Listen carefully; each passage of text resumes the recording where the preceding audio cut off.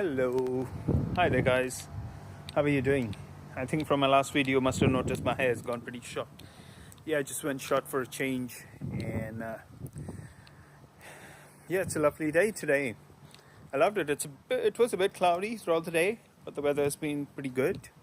No rain, and I was just contemplating on life. It was my week off, and I just went to Chiswick in Turnham Green, where two of my previous employers are having their business. And one obviously didn't have me on papers, and I had to request him, can he give me a letter, which he obliged to, and the other person also obliged. But when I had quit, they were not ready to do it. Well, that's just one-off situation, I guess. But there are many people who don't get some documentation. Many people who don't even find proper jobs here. And this I'm talking about UK nationals who are living here, British passport holders, and right of work.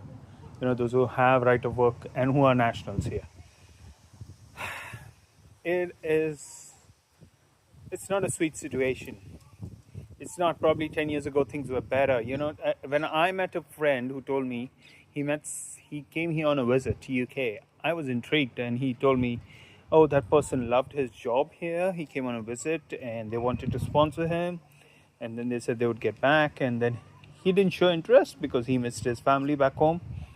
And when I asked him to help me with the contact number, well, that went into vain.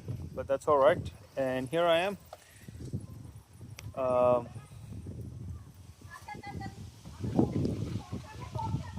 Nothing is glory. People pass around here. They don't have proper breaks. People are having, either they're not employed or they're in their own different situation. People don't tell you that, but things are pretty messed up. Like, even if I pass here, I'm in a place where there are more Indian population, more Western, but you see the people here who are more come from a different country, most immigrants. As you see, London and UK is all about immigrants. But these are the struggling population. There's not much jobs. And I don't see a future in this country, is what I want to say. And if you think you're coming to this place thinking, oh yeah, it's going to be hunky-dory and it's a lovely country, and yeah, if you're going to get a refugee status and get your passport pretty quick because you have somebody here who's going to finance you or is going to sponsor you, and you're going to put up with those years and get a passport, that's all right.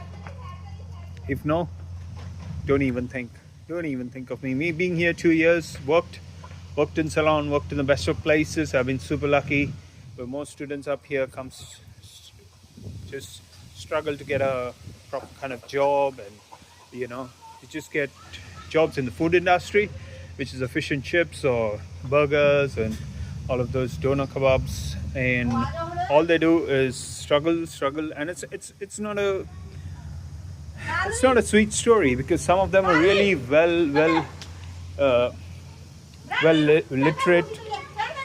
literate and well educated back home, and all they have is no option in their life but to just depend on small kind of jobs to keep them going, in the hopes that there are jobs. What they don't know is that there are a lot of people just returning because they didn't have any luck in those 2 years of their PSW, a post-study work visa. And it's not, trust me, it's not a good story up here. If you think it is, and you're coming here with a backup, someone is there to give you a sponsorship, someone is there to give you a nice job which will keep you sustained and steady, good for you. But I heard of this saying when I was back home 5 years ago. I mean, this is just after COVID opened. The 3 Ws are never permanent when you come abroad, especially to a developed country. I won't say developed. Now, when I say developed, there are some Asian countries also come in that. So I won't use the word developed. I would say more like a pale skin countries. So I think that's the best way to put it. Countries run by the pale skin, or more English speaking countries. Let's put it that way. And those 3 Ws are weather. Weather is always unpredictable. It may happen anytime. Women, yeah, There's nothing here very permanent. People do say they look forward, they get to know you, and then after that, you just find a point to say no or ghost you completely.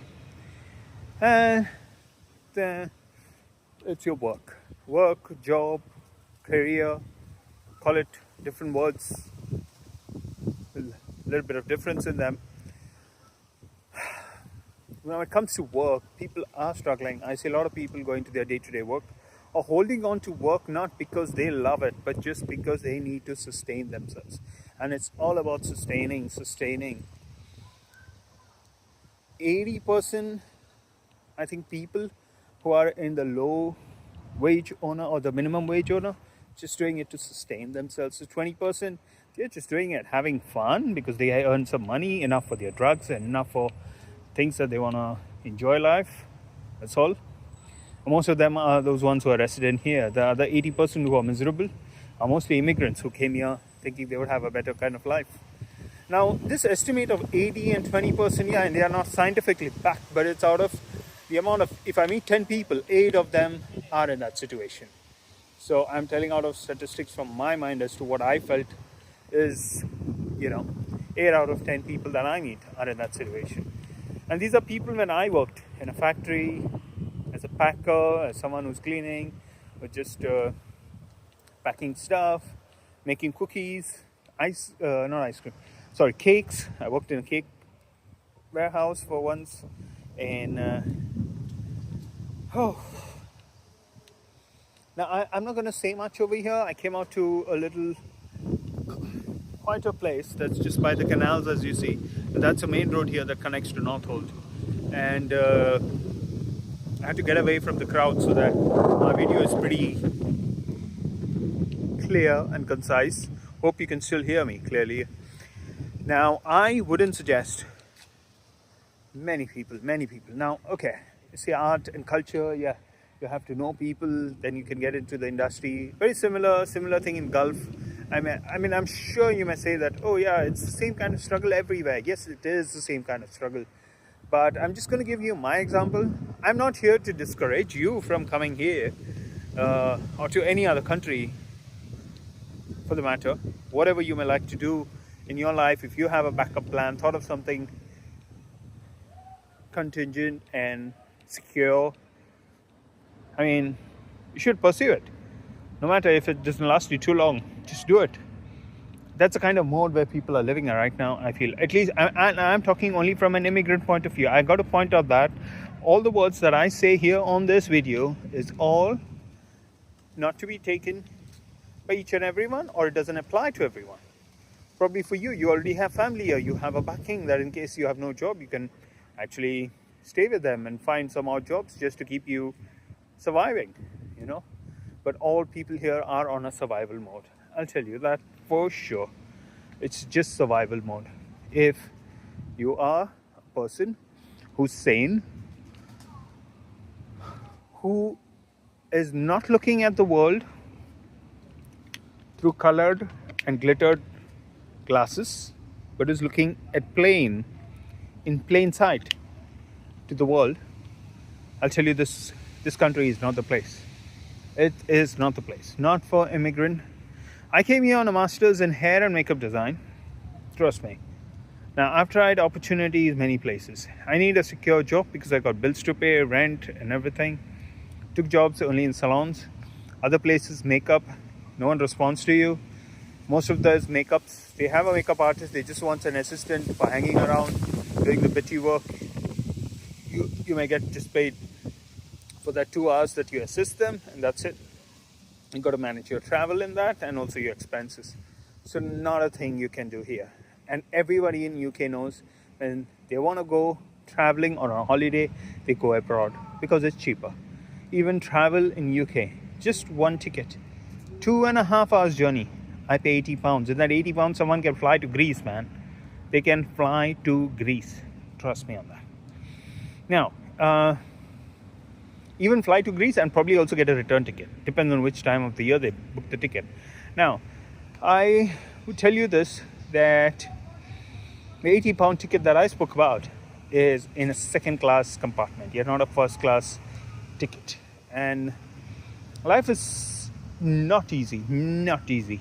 And me being in the creative industry, done and dusted, yeah, people say, oh, Melvin, you're in hair. You can do hair. You can survive anywhere. Yes, I can. But I need a sponsorship. I need something on papers. Because tomorrow when I renew my visa, I want to show that I have paid tax. Because that's important to show.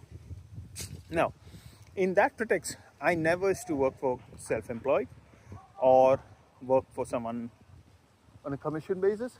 I never went self-employed because if I go self-employed, uh, I have to file my own taxes. If I have to file my own taxes, it's not a cheap option. It's pretty expensive to pay for an accountant.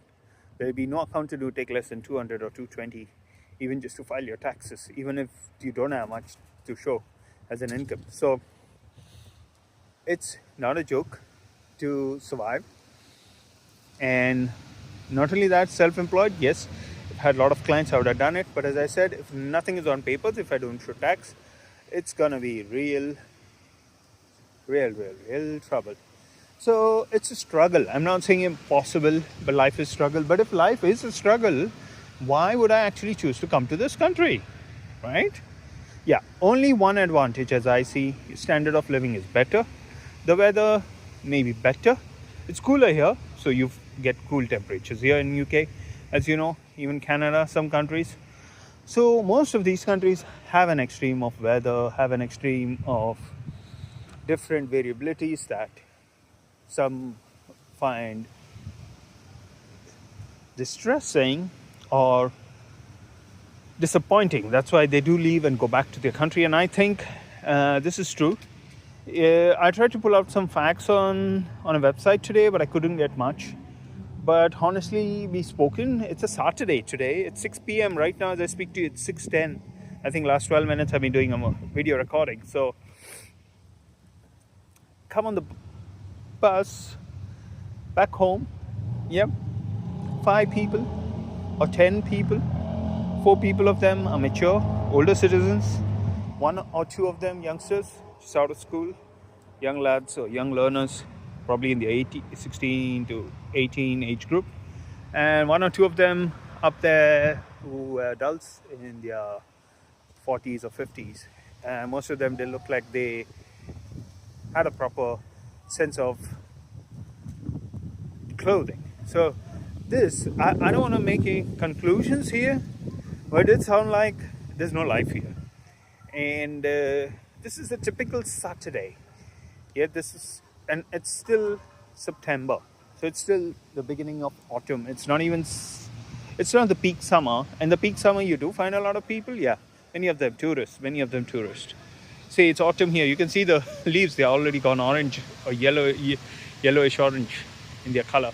Most of them, though. And so here I'm just going to conclude this small video by saying, if you're looking for a brighter future, do your research properly, and UK may not be the place. If it is, best of luck to you. I don't find much value in being here. Only the one plus advantage is the standard of living is good. Cost of living is going skyrocketing. People can't afford food. Everything, the price has gone high after Brexit. And even there has to be a major change. Then only things can get better.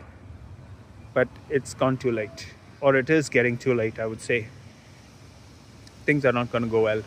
So whatever is your plan, if you ever think of UK, I'm going to look into your eyes right now and just say, think, research, then only think of it. Otherwise, you're just getting into a mess of a place. Don't make a decision to jump into one more boat just because your boat looks messy. You don't know how many holes are there on that boat. That's all I'm going to say. Best of luck, guys, to you. This is me, Mel, signing off. Bye.